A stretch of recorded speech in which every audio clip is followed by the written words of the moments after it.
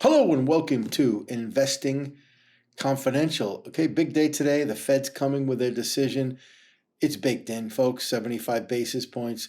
But it's really about other things. It's really about inflation, the pace of inflation, when the Fed's going to pivot. There's a lot of questions that probably are not going to be answered today. The market hopes they'll be answered today, but certainly not. And this rally that we had may or may not continue. I think it's a bear market rally. Continue to see that. And I think today, if we come in 75 basis points, the initial reaction will not be as important as what the reaction will be after Powell speaks. Okay, so after the court jester gets up there and talks a little bit, answers some questions, I think he's going to be, he's going to try to act tough on inflation, which the market's not looking for. The market obviously wants a pivot. They're not going to get it today, so let's see what happens.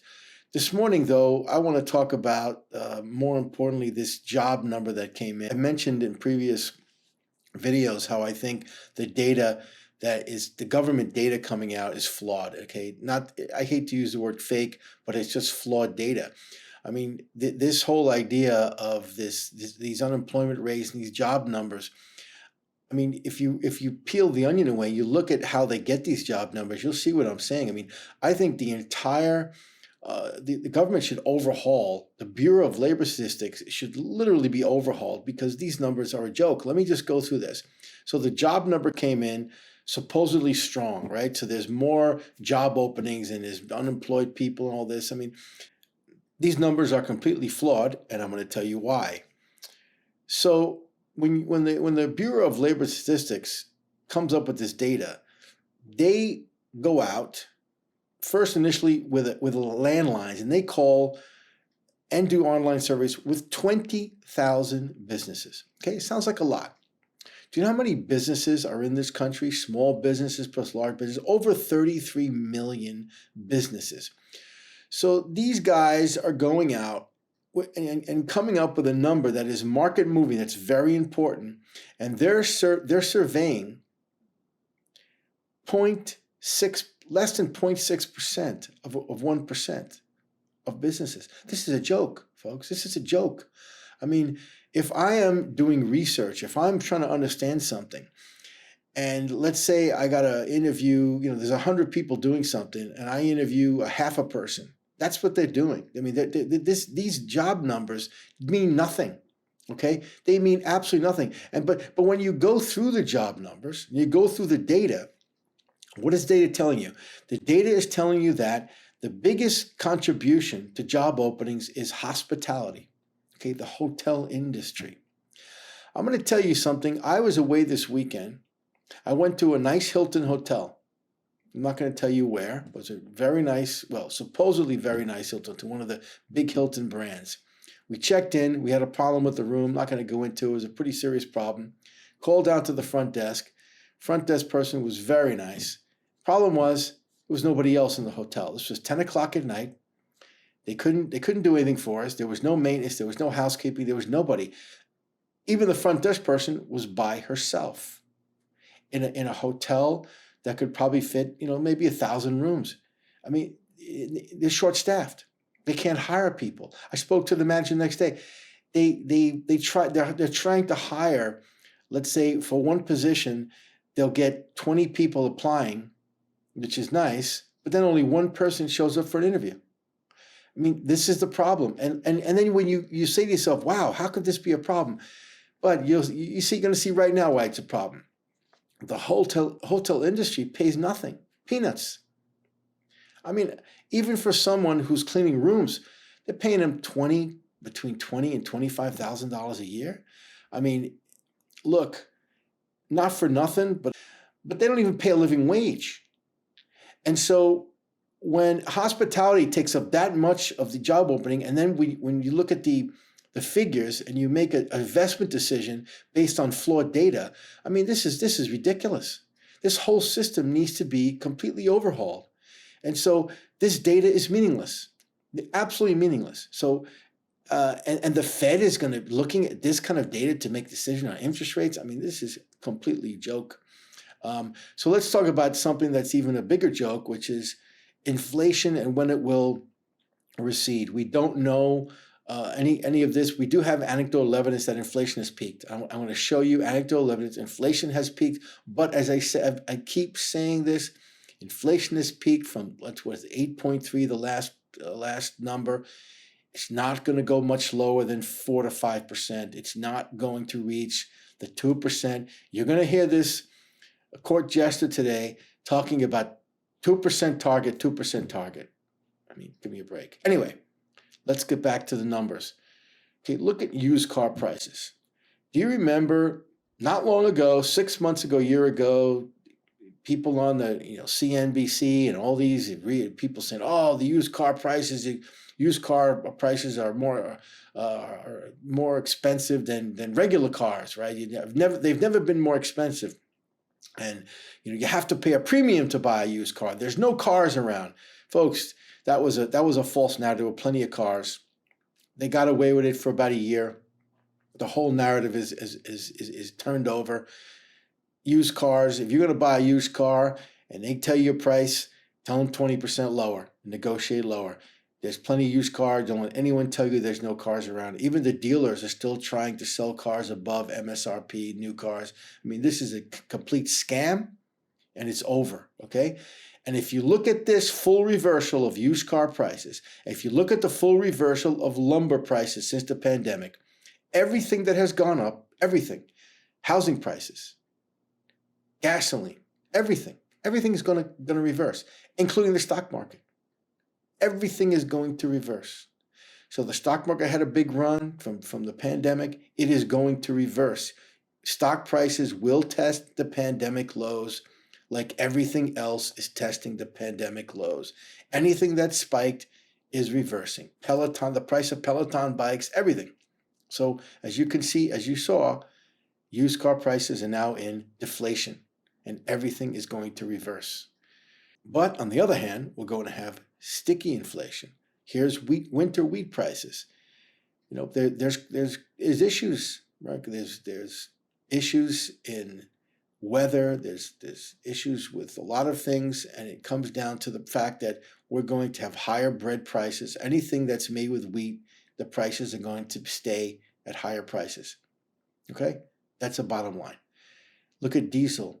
We have a diesel shortage in this country. I'm not going to get on a rant about the current administration's energy policy, which is the main reason.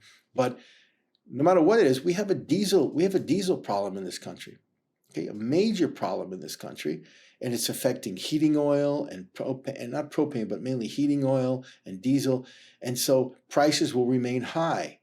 Some things are going to reverse, other things are going to stay sticky, meaning overall inflation is going to be fairly sticky. But then there's other indicators that are telling you inflation has peaked. Okay, ISM manufacturing, something that a lot of Wall Street economists watch. Prices paid are coming down. Inflation is going to follow. Again, all things point to inflation peaking, but not getting to the 2% mark that the court jester thinks it's going to get to or wants it to get to. Housing prices. Okay, housing prices, historically weak housing prices, and yes, folks, we are going to have weak housing prices equal lower bond yields over time. Okay, that's the bottom line. But again, as I mentioned, housing prices are going to be sticky and come down over time, but they are coming down. They will completely reverse, and probably go significantly lower than the COVID lows too. So in 2019, if you remember, real estate was incredibly soft. We're going back there. Another reason, you look at housing prices this is just some evidence out there. And I just want to mention housing prices versus disposable income levels. I mean, we've got some issues. We're already seeing a reverse, but Canada, as you can see here, Canada's got big problems. So if you're looking for a vacation house in Canada, ski house or a beach house somewhere, not really a beach house, but lake house somewhere in Canada, just wait, because Canadian housing prices are going to plummet as our prices are just beginning to. But they've got a bigger problem than we do. Just some evidence that came out today with the numbers again about this whole narrative about housing and cars and all this.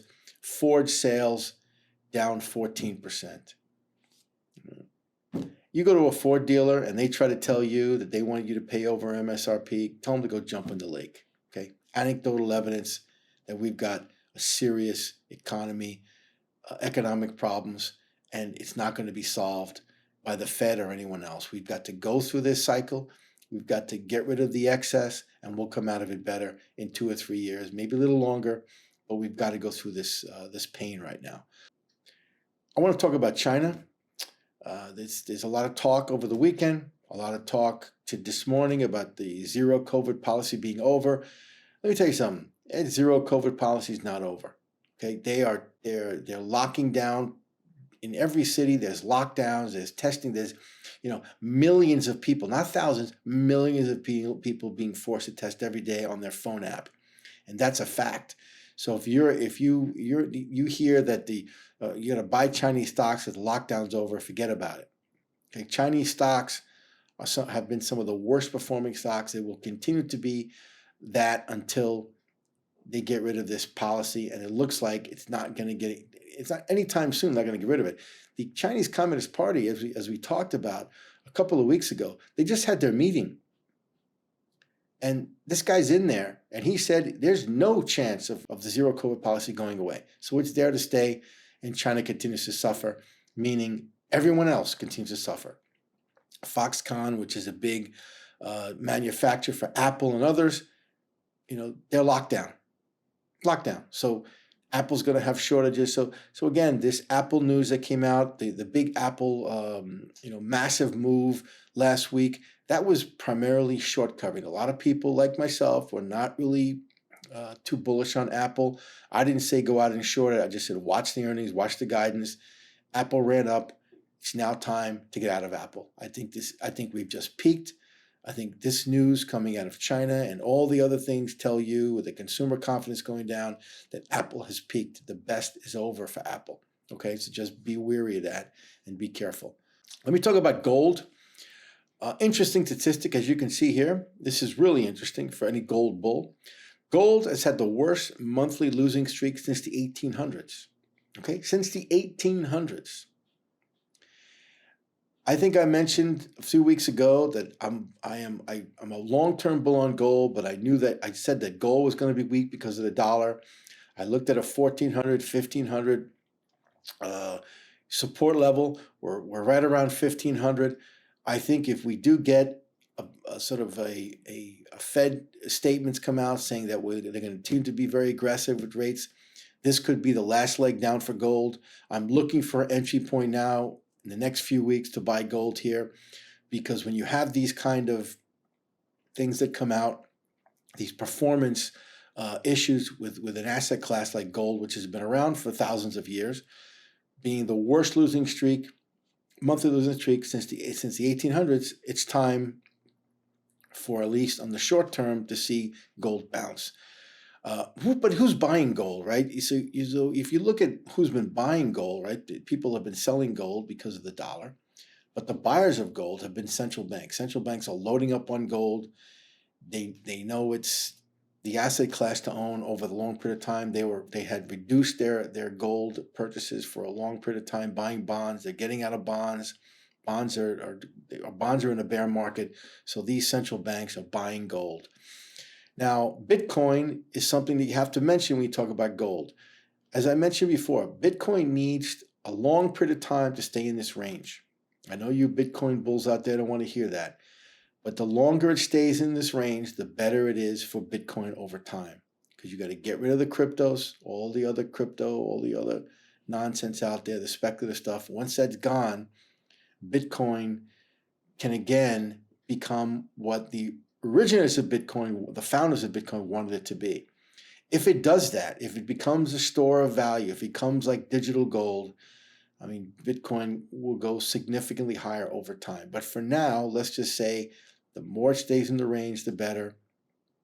And if we get some type of bottom on gold, I think that's going to be, believe it or not, it's going to be interesting for Bitcoin.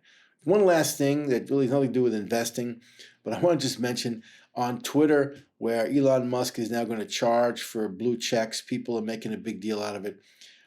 I don't know if you've used Twitter, but if you're a Twitter user and if you've tried, like I have with my business, tried to get a blue check mark, virtually impossible. Okay, you've got to be a celebrity to get it. But I think paying for the blue check mark, would I pay? 100% I would pay. You know why I would pay?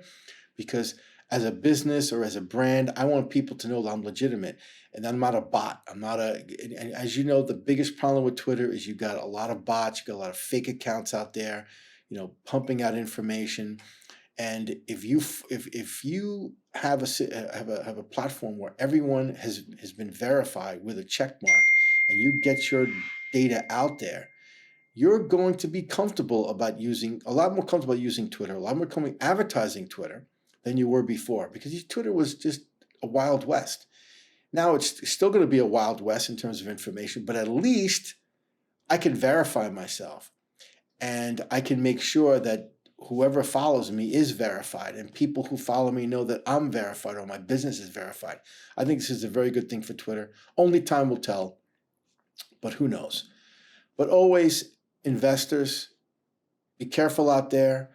Please subscribe. I know I don't say this. I make a big mistake all the time. I never ask people to subscribe, but please subscribe. Please like, whatever. Tell your friends. And once again, be careful out there.